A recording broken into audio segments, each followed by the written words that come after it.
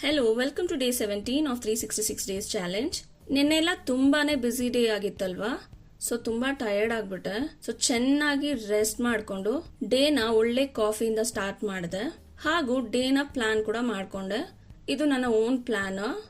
Purchase ಮಾಡ್ಕೋಬೇಕಂದ್ರೆ comment ಮಾಡಿ. ಇಲ್ಲಿ milk spoil ಆಗಿದೆ, ಸೊ ವಾಟರ್ನ ಸೆಪರೇಟ್ ಮಾಡ್ತಿದ್ದೀನಿ. ಇದು ಹೇರ್ ಗ್ರೋತ್ಗೆ ತುಂಬಾನೇ ಹೆಲ್ಪ್ ಮಾಡುತ್ತೆ.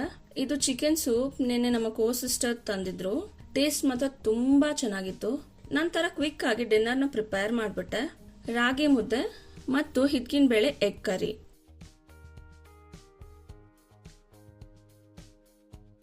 ನಂತರ ನೈಟ್ ನನ್ನ ವರ್ಕ್ ನ ಸ್ಟಾರ್ಟ್ ಮಾಡ್ಕೊಂಡೆ.